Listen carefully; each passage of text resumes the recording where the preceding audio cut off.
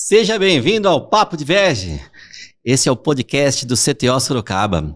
E hoje trazemos o 4º episódio, Além da Receita, como a medicação e a terapia se unem no autismo. E para falar desse assunto, eu trouxe aqui 2 convidados de peso. Dr. Alberto Shodi Yamashiro, falei certo, doutor? Falou. Então tá bom. Ele é médico graduado pela Universidade Federal de São Paulo, com residência médica em psiquiatria. Também é psiquiatra da infância e adolescência. Tem mestrado em medicina pela Unifesp. E atualmente está no último ano do doutorado no tema do autismo pela UFSCar. Trabalha em CAPS infanto-juvenil, ambulatório de saúde mental, em pronto-socorro psiquiátrico e também no Instituto Neurolink CTO. É um currículo invejável. Não podemos dizer que o doutor não conhece do assunto, não é verdade? E temos também aqui a doutora Andriele Carvalho Viana. Andriele, ela fala pra mim como é que é mesmo? Psicóloga. Sou psicóloga, neuropsicóloga, ela tem um monte de coisa de psicólogo lá, entendeu? E ela é também analista comportamental, trabalha conosco no CTO Sorocaba e é supervisora do nosso Centro de Convivência e Integração. Vamos entrar um pouquinho no assunto.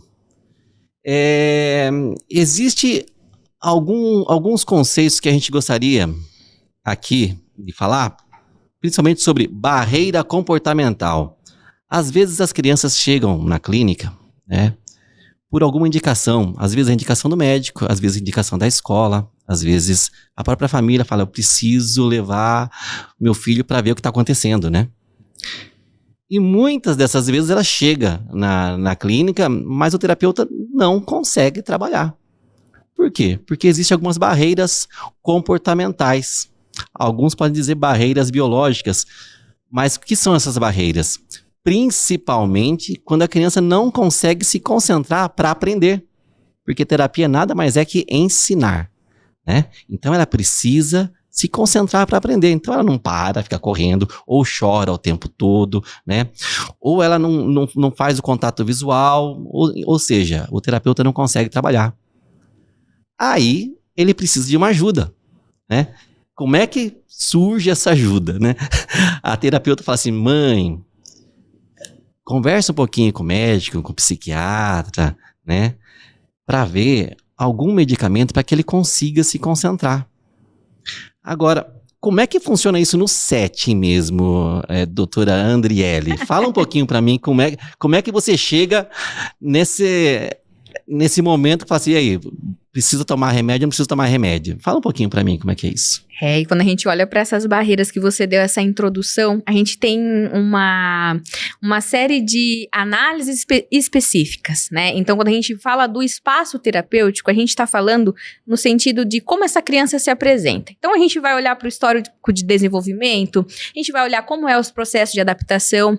Uma das coisas importantes que a gente também analisa é como foi o antecedente dessa criança. Ela dormiu bem? Ela está se alimentando? A gente olha muito para as questões orgânicas e não só para a questão comportamental, que a gente fala dessa junção, né? Então, quando a gente esbarra numa situação de picos de irritabilidades, dificuldade de concentração, de atenção, todo esse rastreio que nós, terapeutas, realizamos dentro do espaço de intervenção, e a gente percebe que quando a gente traça o plano de tratamento individual inicial, e aí, em prática, a gente não consegue avançar, e aí a gente percebe que precisa dessa ajuda e dessa análise, no caso do psiquiatra, para somar nessas condições. Então, a gente começa a fazer uma análise não só do ambiente, a gente faz uma análise também de todos os fatores, e aí a gente busca essa ajuda para verificar a necessidade de uma ação medicamentosa ou não. Mas conta um pouquinho pra gente, doutor. Eu cometi um engano, porque o meu TDAH hoje não me fez nem deixar eles se apresentarem direito, né? Eu apresentei, eles não falaram oi, não falaram nada. Eu ainda não fui medicado, eu fiz a avaliação, o doutor ainda não me deu o medicamento e não deixei eles se apresentarem. Esse vai pra rede, mas aí já tá registrado. Já tá registrado, vou precisar de medicamento. Nem ficou vermelho pra disfarçar.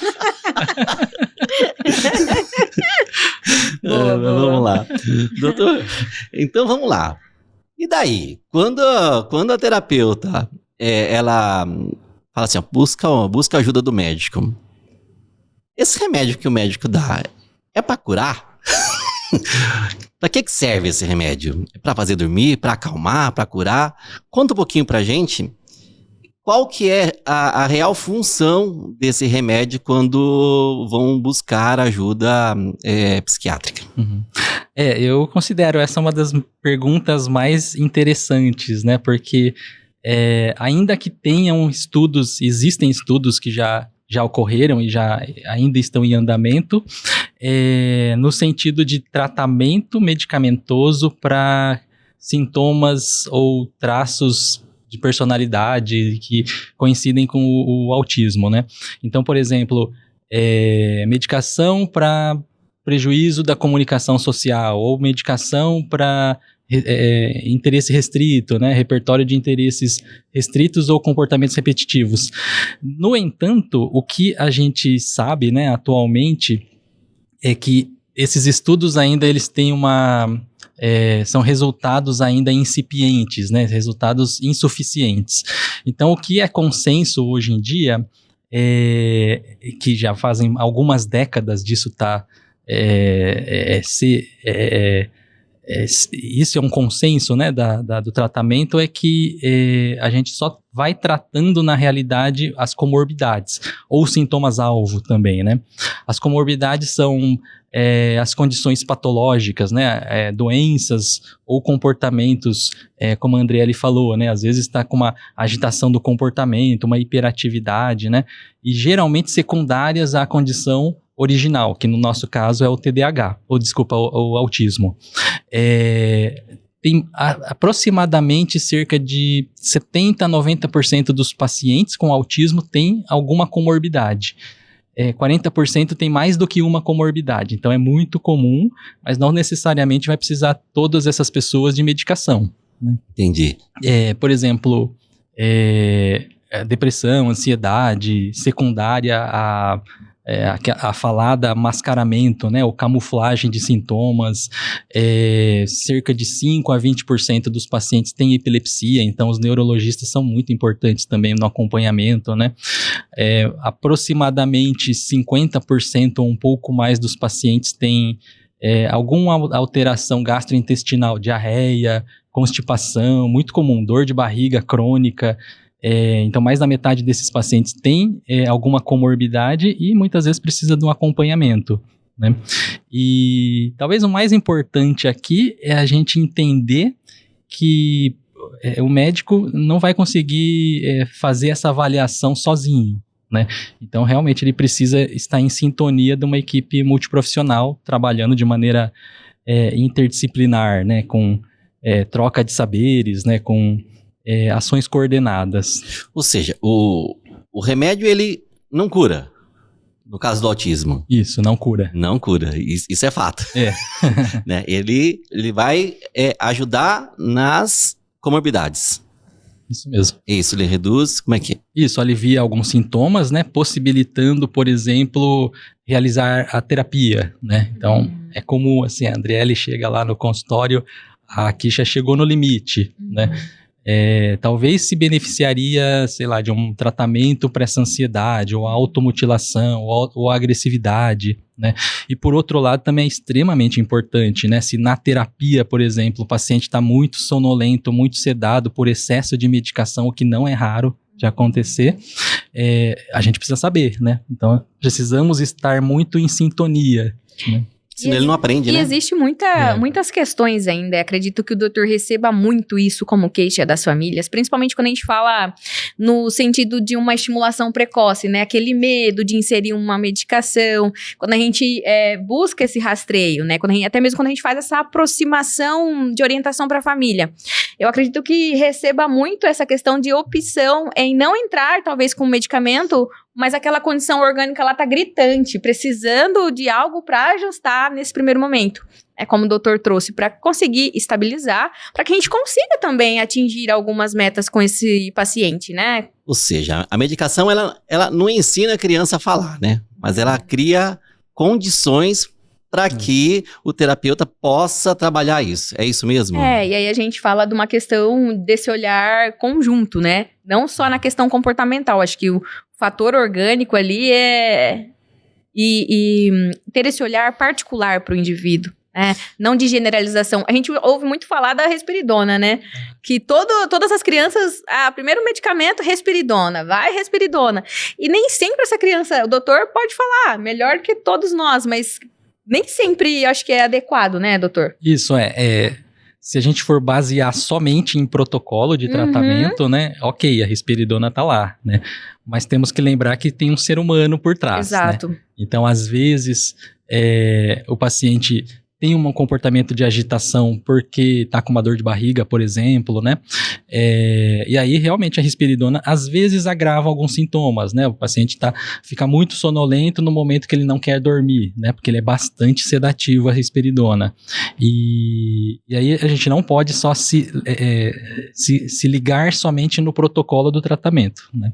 Temos que ter uma abordagem um pouco mais humanizada. Humanizada no sentido, assim, não de fazer uma consulta longa, tratar bem os pacientes, que ok, né? Isso eu acho que é o mínimo. É o básico, né?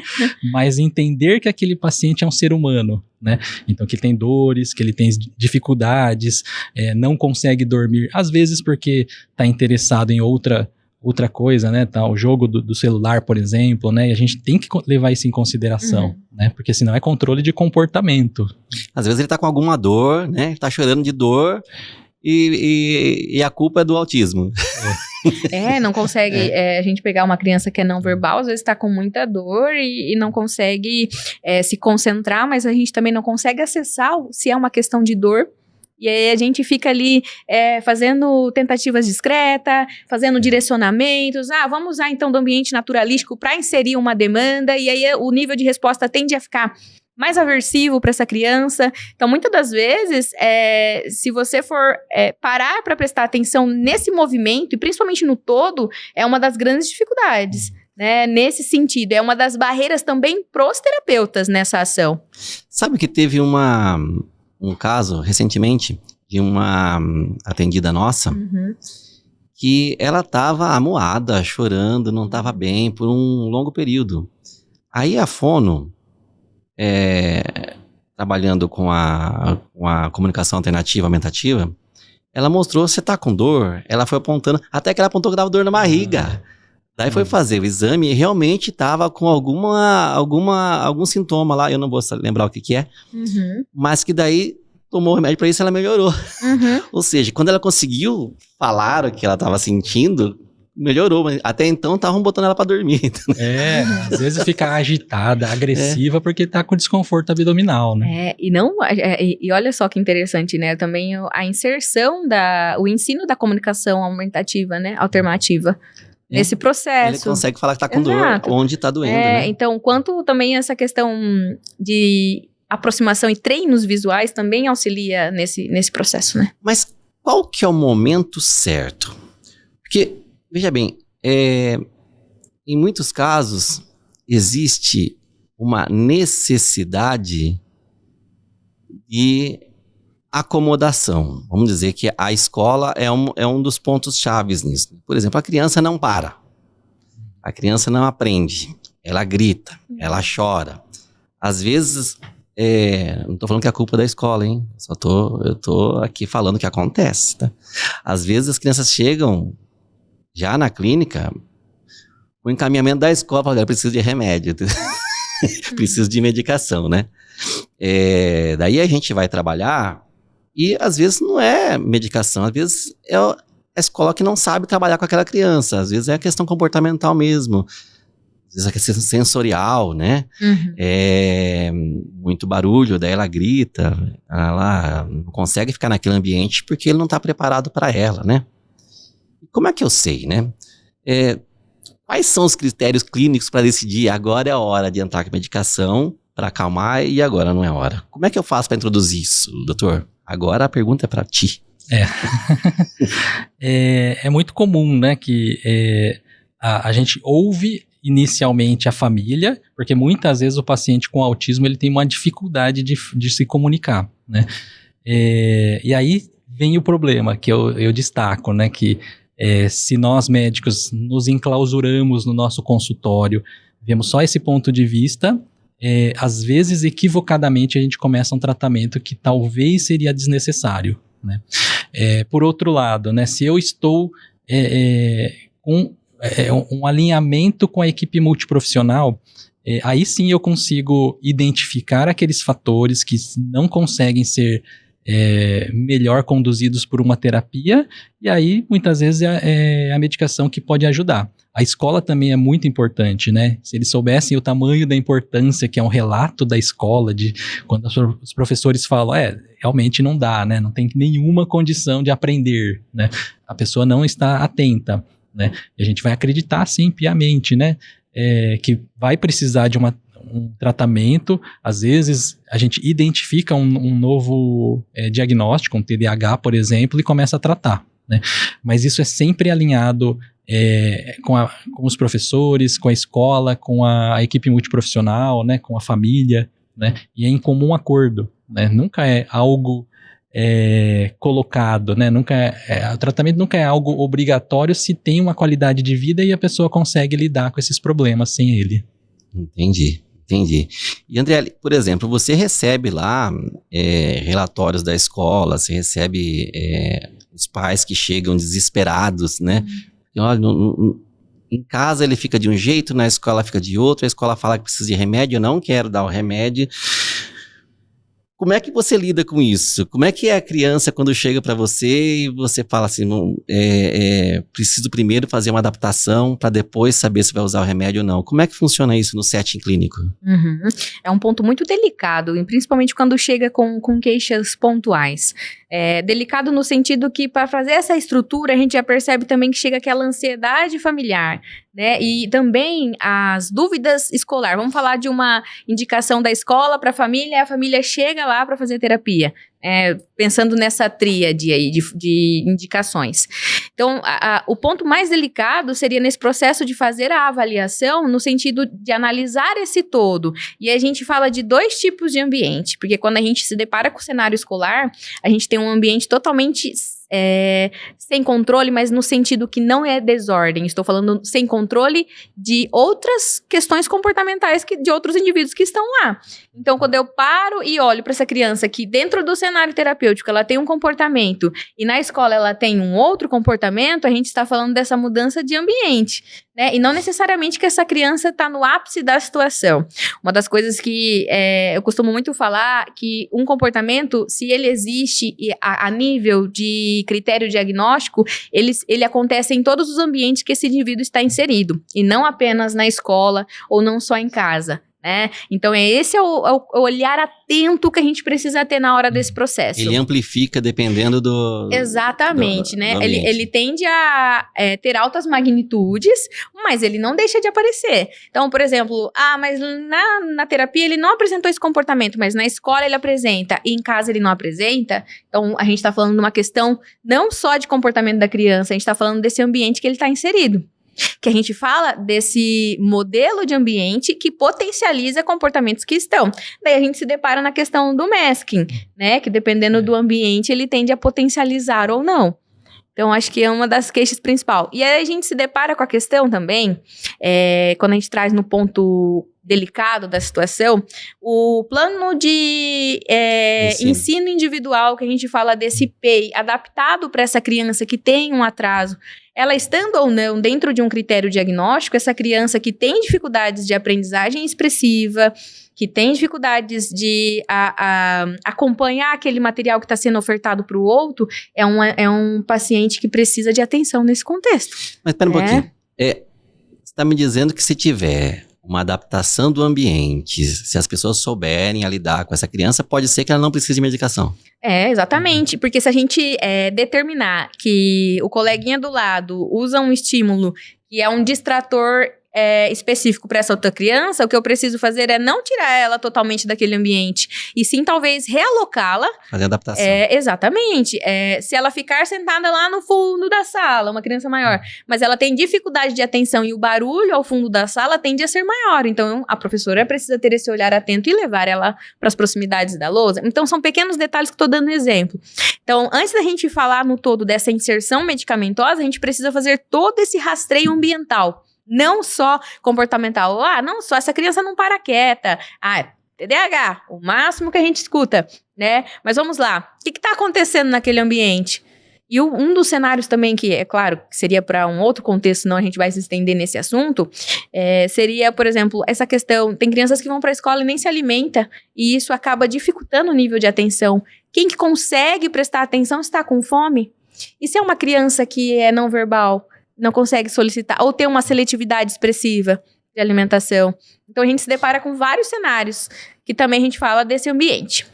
Podemos dizer que medicar sem entender a situação é um erro ético?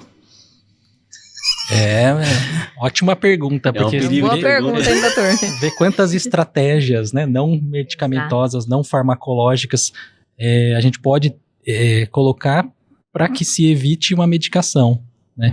E como qualquer medicação, elas podem dar efeito colateral, né? Eles podem dar mal-estar, pode piorar o comportamento. Pode? Nossa. Entendi. Ou seja, a medicação serve à criança e não ao sistema, né? Se eu não Exato. organizo o sistema, eu colocar uma medicação sem organizar o sistema, pode ser que seja um erro ético. É como se a gente falasse de um checklist discriminativo, né? Então, eu vou reduzindo a quantidade, o que precisa ajustar aqui, o que eu tenho que mexer ali, antes de focar apenas só numa questão orgânica, que aí a gente esbarra na questão do medicamento, sabe? Então, eu acho que é nessas horas que a gente esquece. E a sociedade tem imposto muito isso, né? Só vamos resolver. Até porque se a gente tiver um vídeo de 1 hora, ninguém assiste. A gente precisa passar rápido. O WhatsApp tem o acelerador e isso acontece também. A gente só precisa resolver. Aí eu uso sempre. Então, a gente fala de situações imediatistas e não consegue ter esse olhar. Porque ele é um ser humano. Agora, é uma discussão a mais. É uma discussão a mais. Agora, e daí? Vicia? Se resolvemos colocar o remédio, resolvemos colocar uma medicação aqui para criança, você falou risperidona, essas coisas. Vicia? Como é que funciona? Como é que é isso? Essa é uma ótima pergunta. Não é uma resposta tão direta. Ela é um pouco tortuosa, assim, mas eu vou deixar mais direta possível, né? O arsenal de medicação que o psiquiatra usa é mais ou menos entre 80 a 100 medicamentos diferentes, né? Desses daí, aproximadamente 20% dá dependência, realmente dá dependência. São tarja preta, né? Então são tarjados essas medicações e é mais fácil do familiar, né? Do próprio paciente saber que essa medicação dá dependência pelo formato da receita. A receita azul, parece um talão de cheque azul, ou a amarela. Esses são medicamentos que podem causar dependência. E a gente está falando em obrigações éticas, né? O médico tem obrigação ética em informar o paciente que essa determinada medicação ele pode causar dependência e criar estratégias também para diminuir essa chance. Acho que até é um pouco mais importante, assim, de falar de medicação, né? Quais causam dependência, mas talvez escolher um médico que você confie, que tenha especialização naquele assunto que você procura, né? Porque é difícil um psiquiatra, por exemplo, iniciar uma medicação que logo de início, iniciar medicamento que dá dependência, né? Porque a gente, então, tem 80% de outros medicamentos que não causam dependência, né? E aí, como é que faz? Como é que escolhe um médico ok, assim, né, com uma formação apropriada, né, além do marketing, né, porque às vezes o marketing ele esconde algumas deficiências, né, do próprio profissional. Acho que até um bom início disso é pesquisar o médico no site do CFM. O CFM é o Conselho Federal de Medicina, que é a autarquia pública federal que regulamenta a atuação do médico como profissional de saúde, né?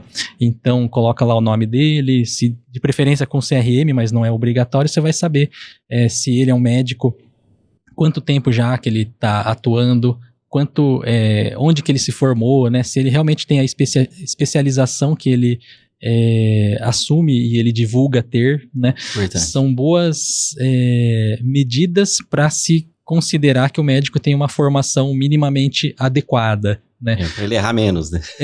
Dá um pouco de segurança a mais, né? Se tá no acesso aberto, né? O médico não paga nada para registrar a especialidade dele. Entendi. Né? E é obrigatório, né? Se você se assume psiquiatra, então você tem que ter uma especialização comprovada nisso, né? E aí sim você consegue não fazer uso de uma medicação na qual os malefícios superam os benefícios, porque aí não faz sentido tratar. Doutor, tem um percentual médio, para dizer, de assertividade de medicação? Quando você faz, assim, logo no início dos tratamentos, fala assim, olha, mais ou menos de 50% acerta, 50% não acerta. Existe um percentual para isso? Não exatamente, né? O psiquiatra ele vai baseado principalmente em possibilidade de efeito colateral e naquilo que você precisa de sintomas controlados, né? Sim. Então, por exemplo, se o paciente tem muita insônia, muita agitação, talvez uma medicação um pouquinho mais sedativa ajudaria melhor, né? Mas novamente, né? Precisa de ter a participação, né, ativa né? Isso, da família, né, da equipe multiprofissional, porque senão, se você está sozinho no consultório, a grande chance de acontecer um equívoco de tratamento. Doutor, nível 1 de suporte precisa de menos remédio, nível 2 um pouco mais, nível 3 mais remédio. É assim? Não. Em geral, né, o nível de suporte, ele indica a necessidade de suporte terapêutico e ajuda dos familiares, por exemplo, a desempenhar uma função. É muito comum, por exemplo, nível de suporte 1, né, o antigo Asperger, né, ele tem uma boa comunicação, ele tem uma inteligência, em geral, bem preservada, mas é comum, por exemplo, ele pela própria condição do autismo, ter sintomas depressivos ou ansiosos, né? Pode ser decorrente, então, do mascaramento de sintomas a vida toda, né? Durante toda a adolescência. As meninas sofrem mais, né? Porque são muito mais socialmente exigidas para ter um padrão de comportamento esperado pela sociedade. É muito mais comum sintomas depressivos também em pacientes autistas meninas, né? Depressão, ansiedade, pensamento de suicídio, né? E aí que se recomenda essa avaliação para começar a medicação, por exemplo. Entendi. Agora, Andriele, se esses medicamentos, eles alteram o apetite, às vezes o sono, como é que funciona a reorganização da família aí para poder ajustar? Porque às vezes fala assim, olha, preciso de medicamentos para poder facilitar na terapia. Daí dá o medicamento e começou a complicar na terapia. Uhum. Daí precisa fazer um reajuste familiar para poder caber na terapia. Uhum. Como é que você ajuda a família a reorganizar isso? A partir da queixa principal, olha, depois do medicamento, essa criança agora tá totalmente mais irritada, ou ela tá mais sonolenta. Vamos dar um exemplo ali do sonolento, né? Então, aí tem aquele processo adaptativo da medicação. A orientação base seria que nos primeiros 15 dias, né, doutor? E a gente pega isso como orientação. Faça uma reorganização do horário da alimentação. Faça o ritual do sono antecipadamente. Se essa criança dormia, por exemplo, às 23 horas, vamos começar o ritual do sono às 20h30. Já iniciar um pouco antes, visualizando a rotina no dia seguinte, né? Então, o medicamento, ele não vai mexer só com a questão interna, vai mexer também com esse ambiente. Então, a família também tem que estar disposta a pegar as orientações que são passadas, né, nesse processo, não só da equipe terapêutica, mas do médico, né, nesse processo todo. Reorganizar essa rotina, reduzir o excesso de estímulos antes de dormir. que é um dos fatores principais, tela, reduzir a luz do quarto, a questão da alimentação também talvez precisa ser reorganizada, os horários e também o prato a ser ofertado se a criança não tiver uma seletividade específica.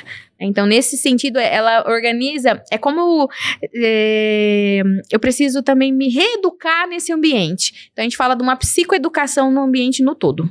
Ou seja, né, a gente precisa organizar a rotina, organizar o ambiente, observar o comportamento. Sim. Aí sim a gente tem uma dosagem muito mais assertiva, é isso? Daí a gente consegue falar que realmente está funcionando todo o processo. Ou seja, nível de suporte não é dosagem. Não.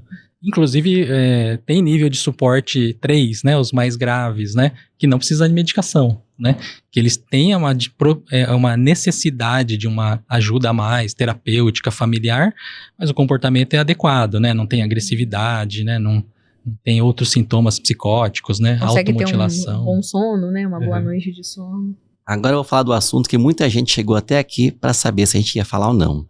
Canabidiol. Funciona ou não funciona, doutor? Assim, desse jeito? Desse jeito. Eu já mudei tudo aqui. Já quero saber se funciona ou não funciona a canabidiol. Eu sou um dos entusiastas, né? Eu acho que é uma medicação muito promissora. Parece haver bastante benefício para determinadas condições neurológicas, né? Epilepsia refratária, alguma demência, né? No entanto, para estudos em relação a autistas sem outras comorbidades, como epilepsia, por exemplo, os estudos ainda são muito iniciais, muito incipientes, né? É uma nova medicação, ele é um modulador de receptor endocannabinoide, nenhum outro medicamento faz esse tipo de papel dessa forma, né? Então, quanto mais opções terapêuticas, farmacológicas a gente tem, melhor, né? O que a gente vê na prática é que parece que tem alguns pacientes, um grupo específico de pacientes que tem uma boa melhora, uma boa recuperação, e parece que outros pacientes não têm uma melhora tão satisfatória dessa forma, né? O que dá a impressão também que ele tem um comportamento muito semelhante aos outros medicamentos, né?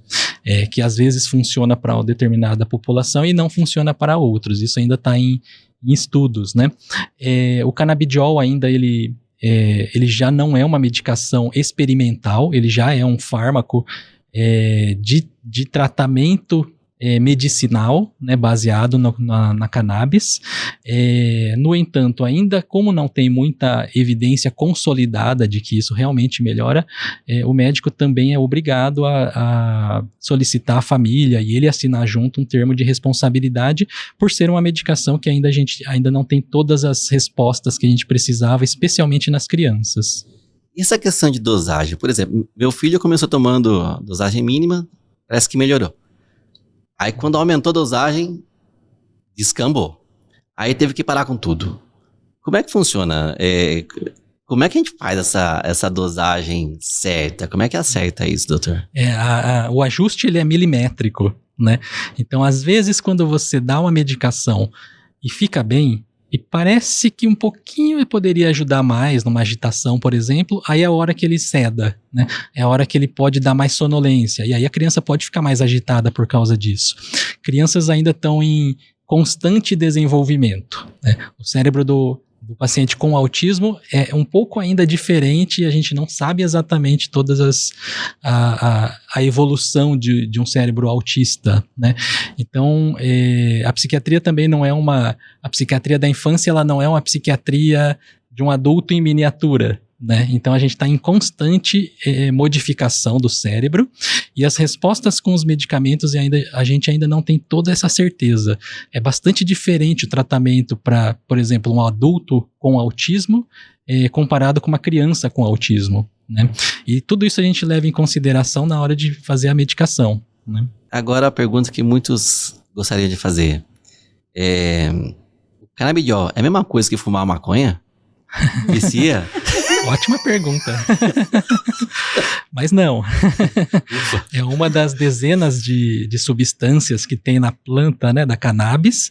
Existem 2 tipos de canabidiol disponíveis no Brasil e geralmente são importadas, né? Já existem algumas empresas do Brasil e é comum elas importarem também do exterior, né?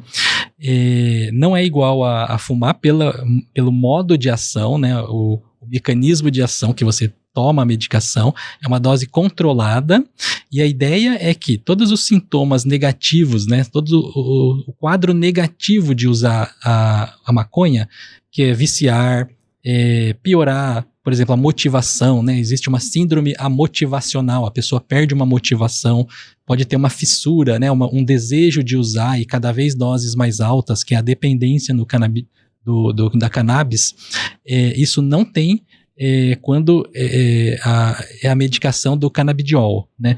No máximo são porcentagens muito pequenas, e todos esses sintomas que eu falei está relacionado geralmente ao THC, né? O canabidiol em si é o que é o mais promissor, é o que parece que não dá dependência e é o que parece que dá esses resultados positivos. A porcentagem de THC ela é tão baixa quanto menos do que 0,2%, 0,3% na medicação em geral, ou é zero, né, dependendo do tipo de canabidiol.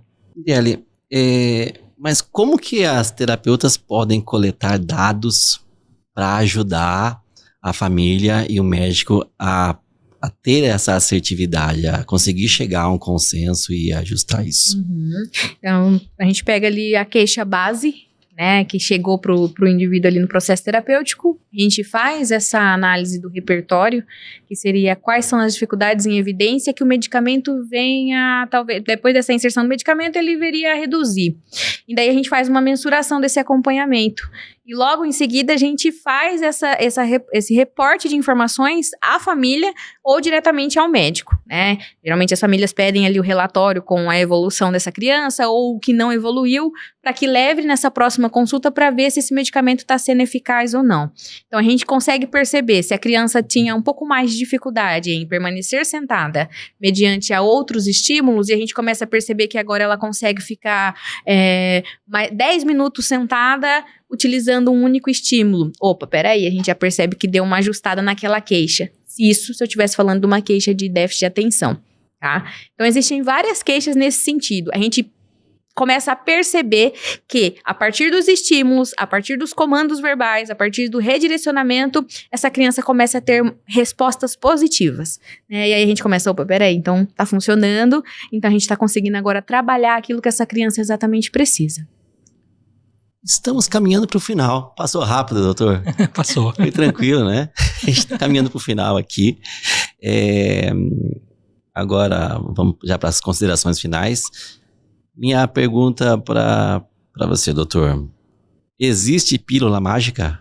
A gente ainda precisa descobrir essa pílula.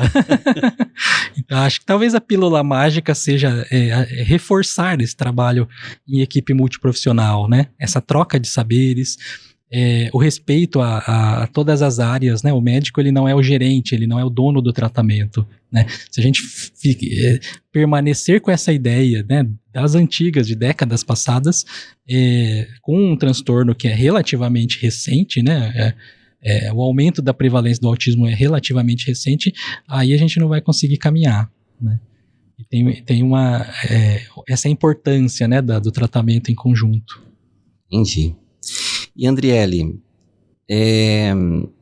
a medicação na dose certa e um excesso de terapia ajuda ou não no autismo? Aí o excesso de terapia já pega no final, eu já posso responder que não, porque ali também existe um indivíduo. E uma das coisas que a gente tem percebido, percebemos também nessa prática diária, que até a própria criança com excesso de estímulo, ela começa a apresentar sintomas de estafa terapêutica. Então, até que ponto o excesso também se faz necessário? Tudo é uma questão de equilíbrio, por isso esse olhar individualizado para cada caso. Chegou no excesso, daí vai aumentar a medicação, porque excedeu, daí começa a desregular tudo. Eu acho que a terapia, ela começa a ter resultados quando ela passa a ser cada vez menos necessidade, né? Então, quando a criança ia a semana toda, ela começa a depois a ir 3 vezes na semana, depois ela começa a ir 2 vezes na semana, e começa a realizar atividades externas a esse setting terapêutico. Então, assim, o terapeuta está tendo sucesso quando ele começa a não ser mais necessário. Quem decide? Quem decide como vai ser o processo? Quem decide, doutor? Da redução da medicação? Aumento, redução, se vai fazer o processo, se não vai fazer o processo. Quem é que decide? Nós todos coletivamente, quando a gente faz uma reunião, né? Uma discussão de projeto terapêutico singular, eu acho que se não tiver essa troca terapêutica, é como pegar uma grande pedra de gelo e ficar com o paninho tentando enxugá-la. Né? Porque às vezes a família fala assim, bom, eu não quero mais esse remédio, eu não quero mais essa terapia, e de repente você, vou tirar férias, não vou mais dar o remédio. Funciona férias de remédio, doutor? Não funciona. Com poucas exceções, né? Por exemplo, medicamentos para TDAH até se tem uma lógica por trás, especialmente por se tratar de uma medicação que dá dependência, né? Mas às vezes pode vir sintomas até mais agravados, né?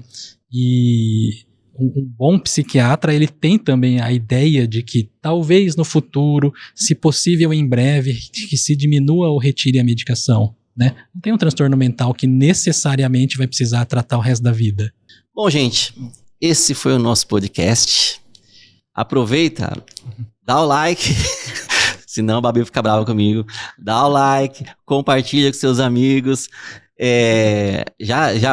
Já fala com as outras pessoas. Fala assim, ó, doutor Alberto falou lá, veja lá que ficou legal, ele tá falando sobre remédio. Olha, a Andriele tá explicando um pouco mais sobre comportamento lá, que aí você ajuda a gente, ajuda muitas pessoas aí também a conhecer um pouco mais, ter um pouco mais de olhar técnico sobre isso, tá bom? Obrigado e até o próximo. Tchau, tchau. Obrigada, tchau, tchau.